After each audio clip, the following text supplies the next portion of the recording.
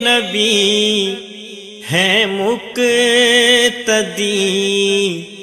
میرے نبی ہیں پیشوا، معراج کی شب میں یہی رتبہ انہیں رب سے ملا، سارے نبی ہیں مقتدی،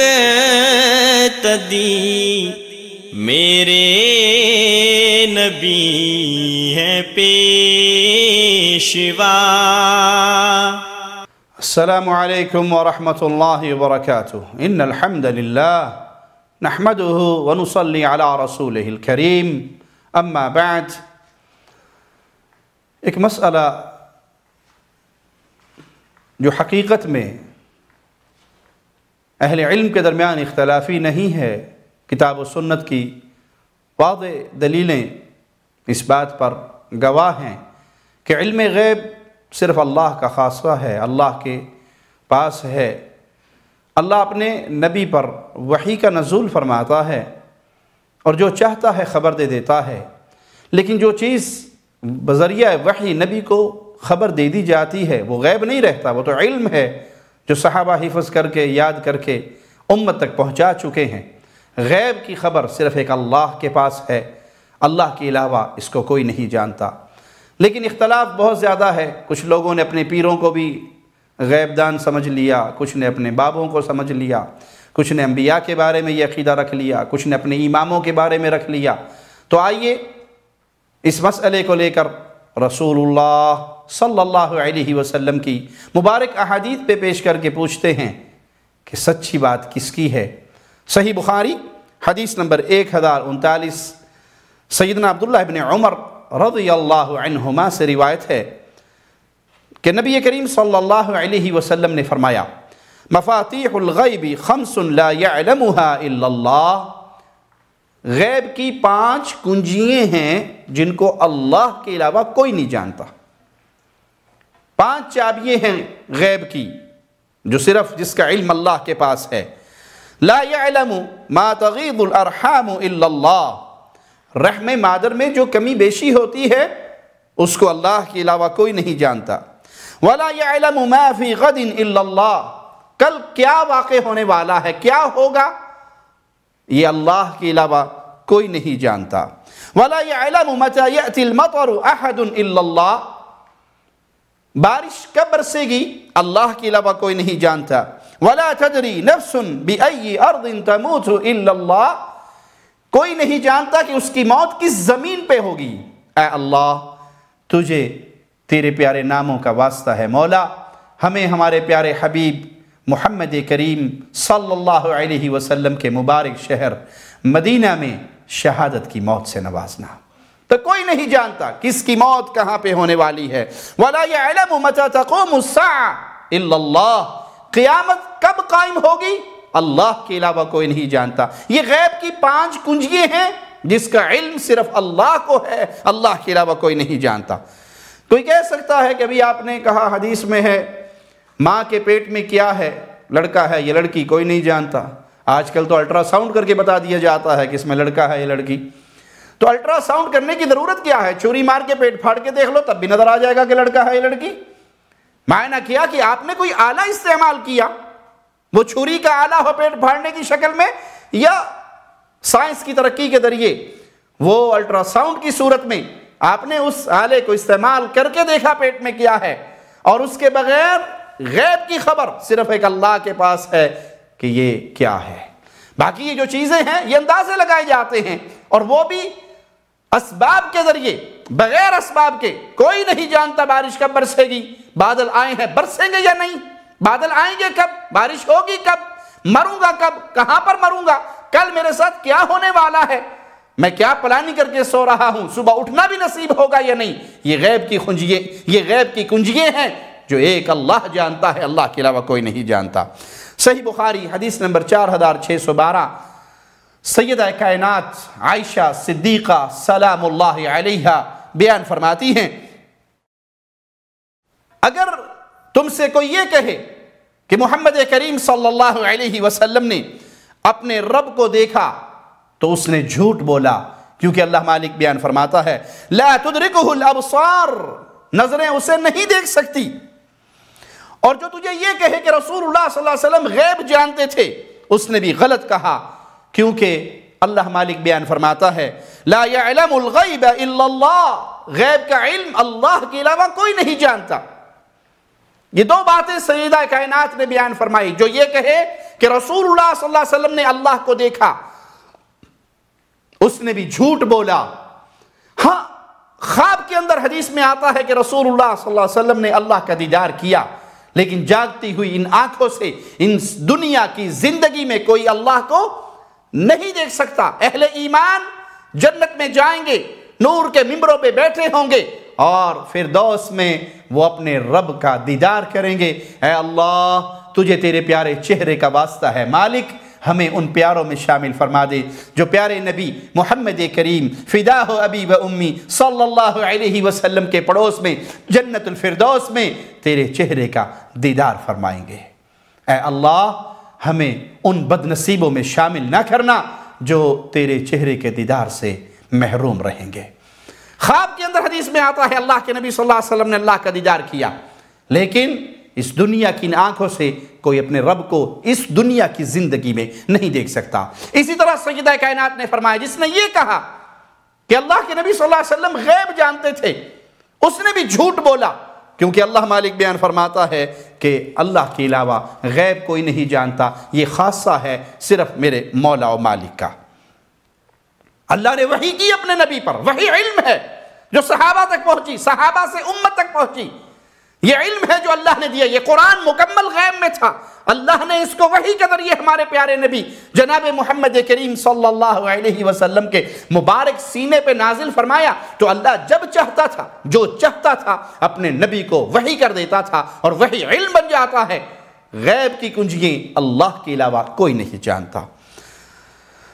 صحیح مسلم حدیث نمبر 2295، ام سلمہ رضی اللہ تعالی عنہ بیان کرتی ہیں کہ رسول اللہ صلی اللہ علیہ وسلم نے فرمایا انی لکم فرط علی الحوض فإیایا لا یأتین احدکم فیذب عنی کما یذب البعیر الضال، میں حوض کوثر پر تمہارا پیش رو ہوں گا، میرے پاس تم میں سے کوئی اس طرح نہ آئے کہ اسے مجھ سے دور دھکیلا جا رہا ہو، جیسے بھٹکے ہوئے اونٹ کو ریوڑ سے دور دھکیل دیا جاتا ہے۔ میں فرشتوں سے پوچھوں گا فَأَقُولُ فِيمَا هَذَا فَيُقَالُ، میں پوچھوں گا اسی مجھ سے کیوں دور کیا جا رہا ہے، تو مجھے جواب ملے گا إِنَّكَ لَا تَدْرِي مَا أَحْدَثُوا بَعْدَكَ، اے محمد صلی اللہ علیہ وسلم، آپ نہیں جانتے آپ کے بعد انہوں نے دین کے اندر کون کون سے نئے کام شروع کر دیے۔ فَأَقُولُ سحقن، پھر میری زبان سے ایک ہی جملہ نکلے گا، اس کو مجھ سے دور کر دو۔ اے وہ انسان جو پیارے نبی کا کلمہ پڑھنے کے باوجود بدعات کا رسیہ بن چکا ہے، بدعات کا عادی بن چکا ہے، ایسے ایسے کام اسلام کے نام پہ کیے جا رہے ہیں جس کا محمد کریم صلی اللہ علیہ وسلم کے دین سے دور کا رشتہ نہیں ہے۔ اللہ کی قسم کھا کر کہتا ہوں، ایسے اعمال کلمہ پڑھنے والے اسلام کے نام پہ کر رہے ہیں جس کا اسلام سے دور کا رشتہ نہیں ہے۔ ہم نے کل ہی ایک منظر دیکھا جسے انسانیت بھی تسلیم کرنے کے لیے تیار نہیں، ایک بچے کی عقل تسلیم کرنے کے لیے تیار نہیں، اسلام کے نام لیوا محرم کے ان ایام میں جلوس نکالتے ہیں عزاداری کا، غم حسین منانے کے لیے۔ اور ایک دور تھا جب ہم دیکھتے تھے اور منع کرتے تھے تلوار زنی کرنے والوں کو، زنجیر زنی کرنے والوں کو، لیکن بدعت بانج نہیں ہوتی، ہر دور میں اس کی شکلیں اور زیادہ بگاڑ کے امت کے سامنے پیش کی جاتی ہیں اور خرابیوں کے راستے کھلتے ہیں۔ ہم نے ایک عراقی مجرم کو دیکھا جو ماتم کرنے والوں کے سامنے آتا ہے، اور ماتم کرنے والا اپنا ہاتھ بلند کرتا ہے اور یہ پسٹل اپنا لوڈ کرتا ہے اور اس کے پیٹ میں گولی مارتا ہے کہ ہم سیدنا حسین کے نام پہ گولیاں مار رہے ہیں۔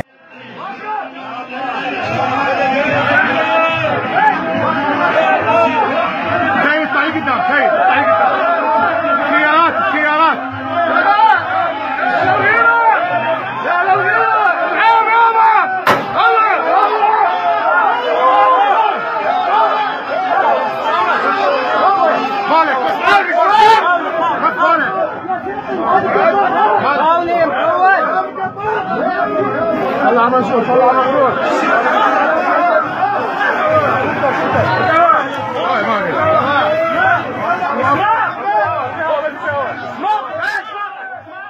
انا للہ و انا الیہ راجعون. یہ گمراہی ہے، یہ بدعات ہے، یہ خرافات ہے، یہ بے عقلوں والا عمل ہے.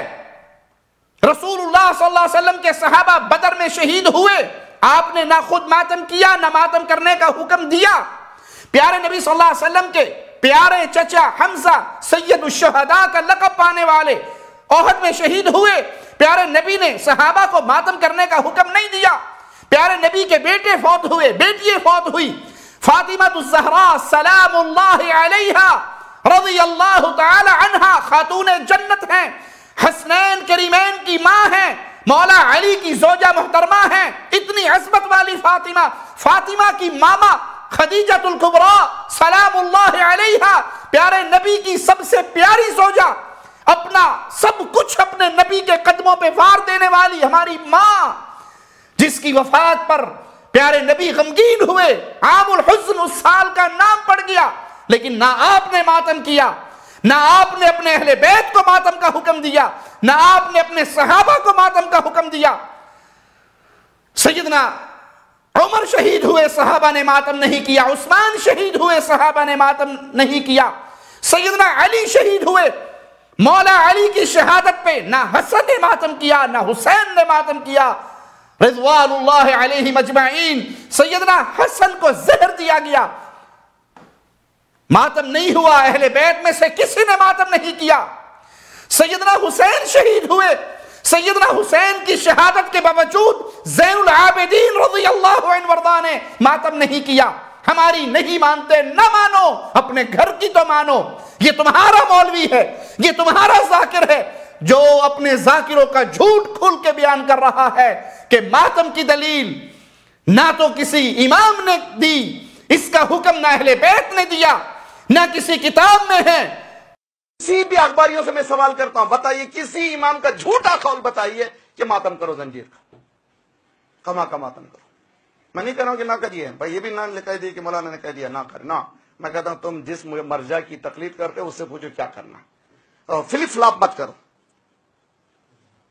تقلید کرتے ہو آغا سیستانی کی، فتوے بتاتے ہو دوسرے کے.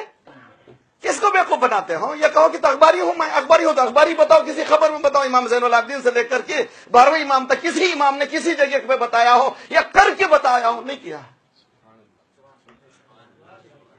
200 سال کا عرصہ ہے. 1 to 2-3 years کا نہیں، 200 years. Not a joke. Karbala کا واقعہ 60 ہجری میں، امام زمانہ کی ولادت 255 اور امام زمانہ کی غیبت کبریٰ 260، یعنی 2 centuries امام موجود تھے. 2 centuries جیسی عزاداری ہے وہی عزاداری سچی ہے. اس عزاداری کا زندہ کرنا آپ پر بھی واجب ہے، ہم پر بھی واجب ہے. عزاداروں میں تقسیم نہ کیجئے. ہم کو جو حق ہے وہ حق بولنے دیجئے، آپ کو جو حق ہے وہ کیجئے. آپ مرضی کے مطابق چلنا چاہتے ہیں، ہم امام کے مطابق چلنا چاہتے ہیں. جس کی تقلید کرتے ہو اس نے بھی تمہیں یہ حکم نہیں دیا. اہل بیت میں سے کسی ایک فرد نے ماتم کا حکم نہیں دیا. یہ مولویوں نے ڈرامہ بنایا ہے، یہ ذاکروں نے ڈرامہ بنایا ہے، یہ کھانے پینے کے ڈھونگ ہیں. اس منظر کو دیکھیے کہ آپ اسلام کی خدمت کر رہے ہیں، آپ اسلام کو بدنام کر رہے ہیں. پیٹوں کے اندر تلواریں ماری ہوئی ہیں اور وہ بڑی مشکل سے چل رہے ہیں اور ان تلواریں ان کے پیٹ سے آر پار ہو چکی ہیں.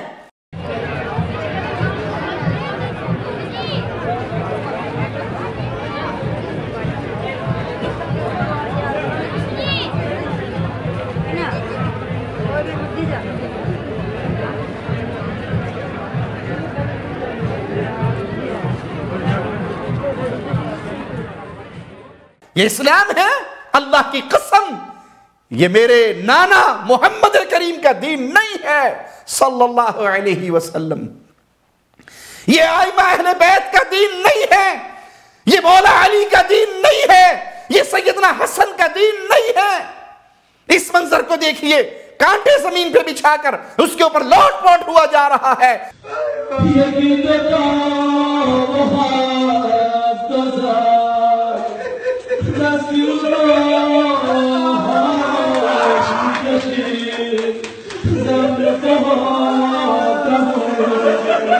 Oh زخمای دستاشو میدی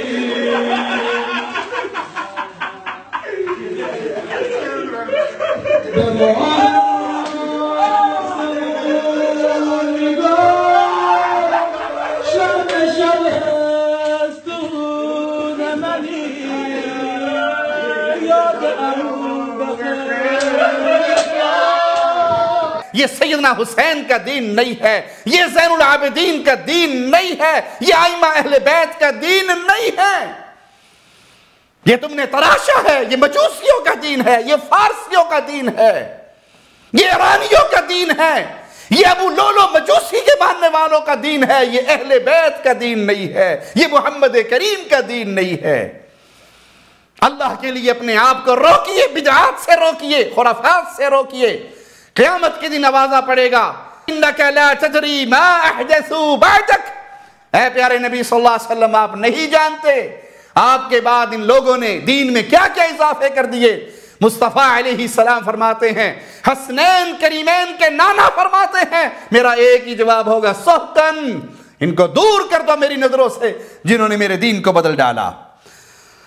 ام سلمہ رضی اللہ تعالی عنہ بیان کرتی ہیں کہ رسول اللہ صلی اللہ علیہ وسلم نے فرمایا، اور یہ حدیث بھی صحیح بخاری میں 2680 نمبر، انکم تختصمون الی ولعل بعضکم ان یکون الحن بحجته من بعض، تم لوگ میرے پاس اپنے جھگڑے اور مقدمے لے کر آتے ہو سکتا ہے تم میں سے کوئی شخص اپنی بات بیان کرنے میں دوسرے شخص کی نسبت زیادہ ہوشیار ہو، وہ زیادہ اچھی طرح اپنی بات کو بیان کرے، فَأَقْضِيَ لَهُ عَلَى نَحْوِ مَا أَسْمَعُ مِنْهُ، میں اس کی بات سنوں، اس کے دلائل کو سنوں اور اس کے حق میں فیصلہ کر دوں، اس کی ہوشیاری کی وجہ سے، اس کی گفتگو کی وجہ سے وہ اپنی بات کو زیادہ اچھے انداز میں بیان کرنے والا ہو۔ فَمَنْ قَطَعْتُ لَهُ مِنْ حَقِّ أَخِيهِ شَيْئًا، میں اس کے بھائی کا حق مار کے اس کی بات کی وجہ سے، اس کی گفتگو سے متاثر ہو کر اگر دنیا کا کوئی مال کا کوئی ٹکڑا اس کو دے دوں تو سنو، فَلَا يَأْخُذْهُ، وہ اس کو نہ لے، فَإِنَّمَا أَقْطَعُ لَهُ بِهِ قِطْعَةً مِّنَ النَّارِ، کیونکہ میں اگر اس کو اس کے بھائی کا حق دے رہا ہوں تو حقیقت میں جہنم کی آگ کا ٹکڑا دے رہا ہوں۔ کیا معنی؟ اگر نبی کریم صلی اللہ علیہ وسلم غیب دان ہوتے تو آپ یہ نہ فرماتے کہ تم دو جھگڑنے والے میرے پاس آ کے اپنا جھگڑا پیش کرتے ہو، ایک اپنی بات بنانے میں زیادہ ہوشیار ہے، وہ اپنی بات کو اچھے انداز میں پیش کر لیتا ہے، میں اس کی بات کو سن کر اس کے بھائی کا حق جو اس کا بنتا نہیں ہے لیکن اس کی گفتگو سے متاثر ہو کر میں اسے دے دیتا ہوں۔ اگر وہ اس طرح اپنے بھائی کا حق مارتا ہے، وہ تو جانتا ہے نا کہ حق میرا نہیں ہے، لیکن اس نے ہوشیاری سے اپنی گفتگو ایسے کی ہے کہ میں اس کے حق میں فیصلہ دے دیتا ہوں، تو وہ جہنم کی آگ کا ٹکڑا لے کے جا رہا ہے، اس کو بالکل نہیں لینا چاہیے۔ اگر نبی کریم صلی اللہ علیہ وسلم عالم الغیب ہوتے تو آپ یہ فرماتے تم جو مرضی کہنا ہے کہہ لو، مجھے تو پتہ ہے یہ حق کس کا ہے۔ اس حدیث سے بھی ثابت ہوا کہ نبی کریم صلی اللہ علیہ وسلم کو غیب کا علم نہیں، یہ خاصہ ہے اللہ مالک کا۔ اقول قولی هذا واستغفر الله لي ولكم ولسائر المسلمين فاستغفروه انه هو الغفور الرحيم۔